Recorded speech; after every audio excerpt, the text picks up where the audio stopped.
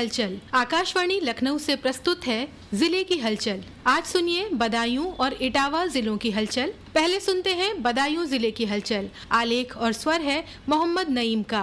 बदायूं जिले में निःशुल्क लाइब्रेरी, कोचिंग व कैरियर काउंसलिंग सेंटर खुल गया है। बदायूं के मोहल्ला नेकपुर में नवनिर्मित लोधी छात्रावास का बीते दिनों भाजपा के राष्ट्रीय महासचिव सुनील बंसल, केंद्रीय राज्य मंत्री BL वर्मा और जनपद के प्रभारी मंत्री गुलाब देवी ने विधिवत उद्घाटन किया। इस अवसर पर जनप्रतिनिधि, पार्टी पदाधिकारी, गणमान्य लोग, छात्र छात्राएं और बड़ी संख्या में आमजन मौजूद रहे। इस दौरान भाजपा के राष्ट्रीय महासचिव सुनील बंसल ने कहा कि सब समाज को समर्पित लोधी छात्रावास छात्र छात्राओं का भविष्य संवारने में सहायक सिद्ध होगा और छात्र छात्राओं व उनके माँ बाप के सपनों को साकार करेगा। केंद्रीय राज्य मंत्री BL वर्मा ने कहा कि लोधी छात्रावास जन सहयोग से बनाया गया है। यह स्वर्गीय बापूजी कल्याण सिंह जी की स्मृति में बनाया गया है। केंद्रीय राज्य मंत्री BL वर्मा ने बताया, जो लोधी छात्रावास जो सभी समाजों के लिए समर्पित है, मेरे राजनीतिक गुरु बाबूजी कल्याण सिंह जी की स्मृति में ये बना है और इसको चलाने के लिए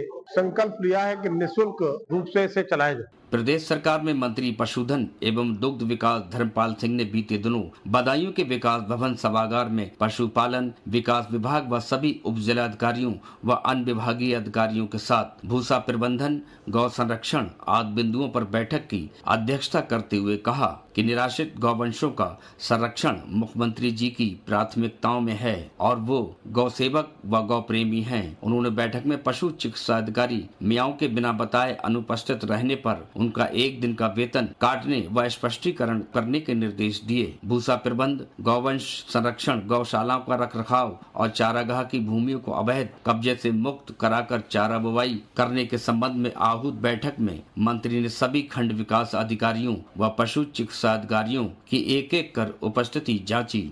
उन्होंने गौचर की भूमि पर किए गए अवैध कब्जों को हटाने के लिए कहा। उन्होंने कहा कि अगर अवैध रूप से अतिक्रमण करने वाले वहां से अवैध कब्जा नहीं हटाते हैं तो उन्हें भूमाफियाओं में चिन्हित कर जेल भेजें और चारागाह की भूमि को खाली कराकर वहां गौवंशों के लिए चारा बोएं।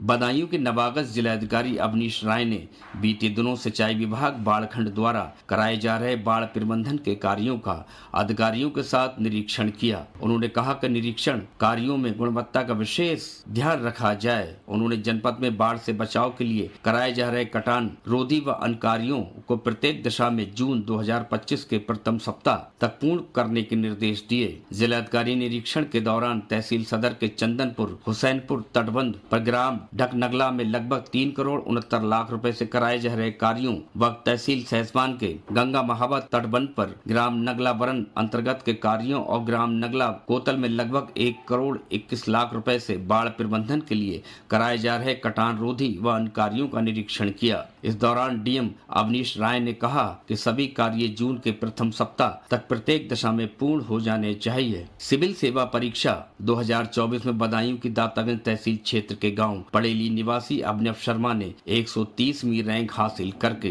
बदायूं का नाम रोशन किया है। अभिनव के पिता रमेश चंद्र शर्मा पुलिस विभाग में अधिकारी हैं। अभिनव शर्मा ने आकाशवाणी को बताया, मैं बहुत लकी हूँ कि मेरी फैमिली और फ्रेंड्स मेरे आसपास थे और बहुत ही पॉजिटिविटी थी मेरे आसपास। इनफैक्ट अगर मैं कभी खुद बहुत नेगेटिव फील कर रहा होता तो वो लोग मुझे बहुत सपोर्ट करते थे। वही कि बस कंसिस्टेंसी इज द की। अगर कंसिस्टेंटली काम करते रहेंगे, क्योंकि UPSC any other competitive exam बहुत अनसर्टेन होता है, तो हो सकता है कि कई बार रिजल्ट फेवर में ना आए। बदायूं जिले की हलचल के बाद आइए सुनते हैं इटावा जिले की हलचल। आलेख और स्वर है अमित कुमार तिवारी का। जनपद इटावा के प्रदर्शनी पंडाल में उत्तर प्रदेश सरकार के उत्कर्ष 8 वर्ष सेवा सुरक्षा सुशासन पर मेला का आयोजन किया गया, जिसका आगाज भाजपा सदर विधायक सरिता भदौरिया ने फीता काटकर किया। जनपद में चल रही योजनाओं और सरकार की उपलब्धियों की जानकारी के लिए सभी विभागों ने स्टॉल लगाई। इस अवसर पर जिलाधिकारी, वरिष्ठ पुलिस अधीक्षक सहित जनपद के सभी अधिकारी मौजूद रहे। कार्यक्रम का उद्घाटन करने वाली भाजपा सदर विधायक सरिता भदौरिया ने कहा कि मुख्यमंत्री योगी आदित्यनाथ का सपना है कि 2027 तक प्रदेश की इकोनॉमी 1 ट्रिलियन हो जाएगी। प्रदेश में बड़े पैमाने पर निवेश बढ़ा है। इटावा में प्रदेश सरकार के 8 वर्ष उत्कर्ष सेवा सुरक्षा प्रशासन मेला के दूसरे दिन जनपद के प्रभारी मंत्री धर्मवीर प्रजापति पहुंचे। उन्होंने मेला में लगी योजनाओं से संबंधित स्टॉल और सभी विभागों की योजनाओं की प्रगति को देखते हुए इस मेला में आंगनबाड़ी कार्यकर्तियों को नियुक्ति पत्र भी प्रदान किए। प्रभारी मंत्री धर्मवीर प्रजापति ने कहा कि उत्तर प्रदेश इस समय कई योजनाओं में और कई कार्यों में प्रथम स्थान पर है। अन्य राज्यों की तुलना में सरकार की योजनाएं सबसे अधिक सक्रिय हैं और इससे प्रदेश की जनता लाभान्वित हो रही है। पहली ही कैबिनेट में योगी जी के नेतृत्व में उत्तर प्रदेश सरकार ने 36,359 करोड़ का खर्चा माफ हमारी सरकारों ने किया।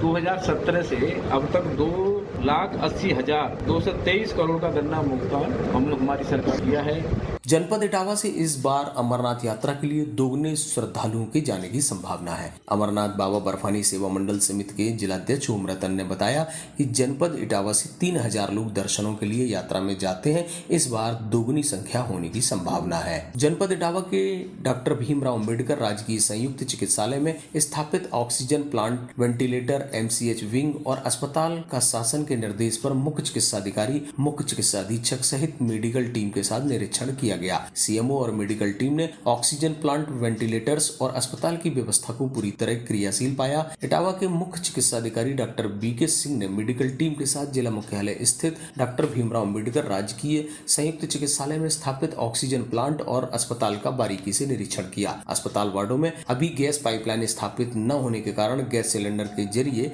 ऑक्सीजन सप्लाई की जा रही है। इस संदर्भ में मेडिकल अफसर ने बताया कि गैस पाइपलाइन वार्ड में स्थापित की जा रही। जैसे ही वार्डों में गैस पाइपलाइन स्थापित कर दी जाएगी, वैसे ही मरीज को पाइपलाइन के जरिए ऑक्सीजन की सप्लाई शुरू कर दी जाएगी।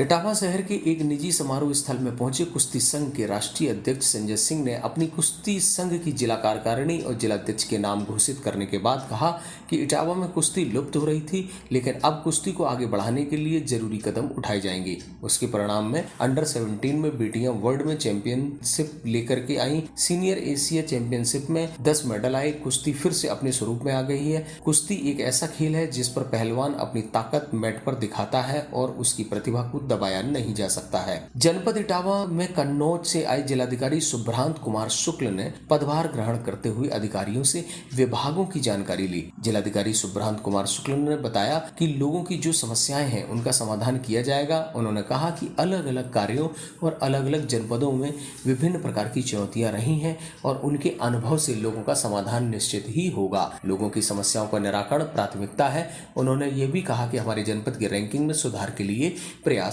भी करेंगे। इटावा सफारी पार्क एशियाई शेरों के सबसे बड़े आशियाने के रूप में देश दुनिया में लोकप्रिय उत्तर प्रदेश की इटावा लायन सफारी पार्क में भीषण गर्मी में वन्य जीवों को बचाव के लिए मिस्ट तकनीक का सहारा लिया जा रहा है। इस तकनीक के जरिए सफारी पार्क का तापमान 30 डिग्री के आसपास कर लिया जाता है, जो एशियाई शेरों को बहुत भाता है। यह जगह कोई और नहीं बल्कि उत्तर प्रदेश की सफारी पार्क है, जहां मिस्ट तकनीक के जरिए तापमान को 42 डिग्री से घटाकर 30 से 35 डिग्री तक कम किया जा रहा है। इटावा सफारी पार्क प्रबंधन भीषण गर्मी के बीच सफारी के वन्य जीवों को राहत देने के लिए जहां एयर कंडीशन, कूलर और फूस के छप्पर आदि लगाए हैं, वहीं मिस्ट तकनीक का सहारा भी लिया जा रहा है। इटावा शहर के एक समारोह स्थल पर एक राष्ट्र एक चुनाव की संगोष्ठी में शामिल हुए जल शक्ति मंत्री रामकेश निषाद ने कहा कि एक राष्ट्र एक चुनाव को लेकर इस अभियान के तहत सभी लोग समर्थन दे रहे हैं। यदि एक राष्ट्र एक चुनाव होगा तो देश आर्थिक और सामाजिक तौर पर सशक्त होगा, आत्मनिर्भर बनेगा, 2047 तक विकसित राष्ट्र बनेगा। एक राष्ट्र और एक चुनाव पर केंद्र सरकार को आम जनमत मिल रहा है। इस बिल को संसद में पास करने में कोई भी समस्या नहीं रहेगी, जिसमें विधानसभा और लोकसभा के चुनाव एक साथ कराने के लिए और पंचायत स्थानीय निकाय के चुनाव उसके बाद 100 दिन के अंदर कराने की व्यवस्था पर संगोष्ठी में विभिन्न विषयों पर लोगों का मत एक राष्ट्र एक चुनाव को लेकर के देश के यशस्वी प्रधानमंत्री नरेंद्र मोदी जी के इस अभियान को समर्थन के लिए अपना अभिमत और समर्थन दे रहे हैं। ये था आकाशवाणी लखनऊ के क्षेत्रीय समाचार एकांश द्वारा प्रस्तुत जिले की हलचल का आज का अंक।